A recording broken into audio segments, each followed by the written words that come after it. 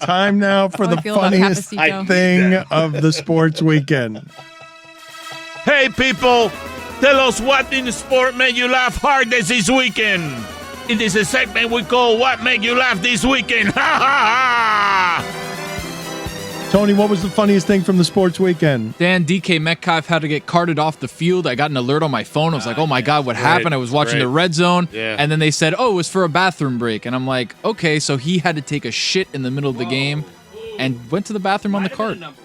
He said it was, and he was correct, that it's quicker to get there and he could get back in. It's the second story like that this weekend. Lil Nas X stopped his show in the middle of his show to go do the same thing. And he was quoted as saying, I was literally back there dropping demons. Wow. I've been there. I have been there. Wait, I don't think DK Metcalf took the cart because it was faster. I think he took the cart because he was afraid that if he had to jog all the way back in there, it would have... Yeah. He said the clinch walk would not have worked. Yeah, exactly. He tweeted that. Field Yates also provided some incredible reporting by adding that it is the longest walk from the field to the visitors' locker room in the NFL. Wow. How does he have that information on hand? Sources. There was a sauce applied to that one. That walk is horrific, though, when you have to go What that sauce? badly. I had it a couple weeks ago. Yeah, it's the worst walk in the history all of my walks. stuff in the car. Yeah. All Yeah. my stuff stayed in Yeah. the car. I was Yep. on the 5th floor. Lamar Jackson I ran. had that. When you have the emergency to pee and you have 7 minutes left in your drive and you got about a 3-minute walk to the bathroom. Wasn't pee. What I know, but I'm saying when you do, what do you think? How do you sort of? I start looking around for combat it. Gatorade Hold it. bottles. You I hold try it. to I try totally. Get your worst mind case off of it. scenario. I try to see what my options are here. You know what I mean? In the car. Yeah, of course. Right. But after that, what do? Once you realize there are no good options here. And then there's the public indecency. I think in bits of it Billy's as well. car there probably No, are always public good inde- options. Public no? indecency. Yeah, like it. If you peed Drop trowel on outside, the Side of the road. right? Bill. Exactly. No. Yeah. I always have a bottle in the car. Just in case? I've got good aim.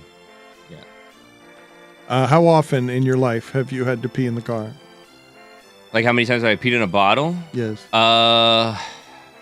Once I for think me. once only. Okay. Yeah, once only. But and part of it, to be honest with you, I feel like if I had to, absolutely had to, and would have risked like damage to some of my organs, I could have absolutely held it and made it somewhere. But I wanted it for the story. And That's why you have then kidney stones. and then the problem. That's the Coke. Then the problem is like when you're playing that game is it needs to stop before because there's a Yes, limited yes, capacity yes, in those right. bottles. You don't. That's a Drive good You point. kinda have to have a gallon It's jug. gotta be a big bottle. You have to have a Big gallon bottle, jug in the right. car if you're really going to pee. No, it doesn't have to be that much, but you got to be Jesus careful. Christ. Gallon. Uh, You just Jessica, give yourself some wiggle room. Jessica, what was the funniest That's a lot thing of of the wiggle sports room. weekend? Dan, Singapore Grand Prix. Sergio Perez won the race, but they decided he had to talk to the stewards afterwards to figure out if he broke a rule or not. So for like 2 hours, everyone was just waiting to see if he actually won the race or not, even though he already had celebrated and sprayed the champagne and got the trophy. He did end up winning. They gave him a 5-second penalty. He won by 7 seconds, I think. Oh, wow. So he won, but it's every now and then Formula One's governing body does something very goofy and strange, and this was one of those times. Dumb American on Formula One here. 2 things. Number 1, the race can't end on a safety car, which it does sometimes. They need to have a procedure Well, should where have when done one more time. Right. Well, when there's 5 laps or less, they should have a procedure. If there's a safety car, it doesn't count towards the laps. Number 2, the race cannot end under investigation. You can't have the whole hoopla of celebrating that somebody won, and then at the end of it go, well, he's under investigation. We'll tell you on Twitter in about 2 hours who won this race. It's unbelievably antithetical to the whole point of watching sport. Point, what, though. what Kinda is the cute. whole, why are we watching this if I'm in 2 hours time going to have to find out whether or not the guy won or not? It's ridiculous. Kind of cute. It's like, No, it's not. It's absurd. They're so old-fashioned. They're gonna go investigate. The sporting spectacle should come first. Decide, did Sergio Perez infringe on the safety car or not? One thing I do love about Formula One, and it came into play this weekend because there was a long rain delay, they start a timer, and if that shit's not over by the end of the 2 hours, too bad. It's done. We don't drag it out. There's no let's put a batter on second because we don't want it to go to 18 innings. They're like, nope, there's a time clock. It's over.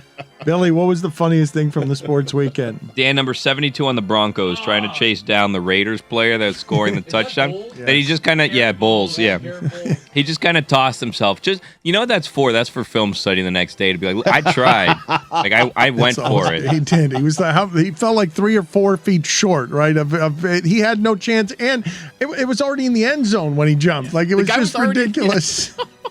Whittingham, what was the funniest thing from the sports weekend? I'm going for the cheating scandal in the Lake Erie walleye fishing tournament. It was so good. I wanted that. That was incredible. It was so good. Tell people about this video that was circulating. Longtime champions that may have been cheating every time. These are thousands and thousands of dollars in prize money. I read hundreds of thousands of dollars in prize money for some of this. So apparently, these fishermen, they submitted their fillets or their fishes or whatever. I'm not exactly sure. It's a full fish for those people out there wondering. Fillet. Yeah, it's not a fillet. It's a full-ass because fish. I watched the video and the judge was like, "This is a fillet." So I don't know what that means. Because they were stuffing fillets inside the whole fish. To make it weightier, right? Oh, okay, I see. So basically, they determined that this one group that won the fishing tournament was putting weights inside of the fishes after they caught them, and so one by one, the judge is like, "See, cut it open." Grab into the fish, pull out these little lead things that were making them heavier, and you hear in the background go, "They should be arrested!" Yes. Call the cops! For being geniuses? I mean, I guess. It was that neuroscientist, Nowinski. Right, exactly. Just Like shouting. these people that were like, and the 2 minutes is incredible. Great video if you can find it on social media of this fishing tournament. But wouldn't you be furious? These guys, how do they always You actually win? cared about this if you're filming. I love niche cheating scandals. Oh, yeah. Let's combine this with the chess guy and start weighing down fish with anal beads. Put it Absent put it context, on the that's poll hilarious. at Le Batard kinda look Show. like 'em, Should too. we start weighing down fish with anal beads? The great thing about that entire controversy was the cartoonish outrage of many faceless fishermen. Oh, come on! You guys have been winning for years, and I knew it. Right. You're not that much better than I am, but there it is. They keep pulling everyone, and they keep pulling ball bearings out of these fish. There it is. Sid, I knew you were doing that. The guy just had to stand there and wear it too. He never Yeah. left. He just stood there and people were just- shouting in his I face. see the guy's backside for a full 2 minutes, and he's just like, "You got me." busted. It's like Moriarty in Sherlock. He's a criminal mastermind. I spent all that money. I spent all that fishing. I've been winning tournaments for years. It appears to have been worth it. All I do is go to Dick's and buy 100 pounds of weights. You're out there I catch practicing. 9 fish and fill them with ball bearings. Not even a good fisherman. I'm just Honestly- good at buying things at Dick's. I know that they work in fishing, so they would be comfortable with it. But the degree to which the judge would just like slice the fish open, reach in there, grab the 2 things, chuck them into a little crate, grab the next fish, slice it open, reach in there, chuck a couple things in there. It was remarkable the precision with It was which great. this guy's cheating was being found out. It was great. And he just stood there as people howled in the background, indignant. That's a tilapia fillet. Stugotz, what was the funniest thing from the sports weekend? Dan, for the 3rd time in his 8-year career, Joey Gallo had a sack fly. No. Yes. Wow! Yes. No cut-in. That, I would have no problem if Wake Forest Clemson was interrupted by a Joey Gallo sacrifice fly. None. Aaron Judge, you've done that 61 times. What's the achievement in that? Let me see you have 3 sack flies in a season. Let me see you play in a career. Season. Go ahead. 8-year career. Beat Gallo's record. I'm going to go before the weekend. Al Michaels trying to get through the Lord of the Rings promo on Amazon. I still can't believe that it's $1 billion show. It's just a box in the corner of the Amazon. Imagine giant warehouses of money. Just a little box in the corner cost $1 billion for Amazon to put it there. And while Al Michaels was trying to tell people that they have this $1 billion Lord of the Rings show, he described orcs. He spelled it ORCs. The ORC Army. It was amazing. It kind of was, it reminded me of him like calling hockey against the USSR, right? Do you believe in miracles? The ORC. I said, do you believe in Silmarils?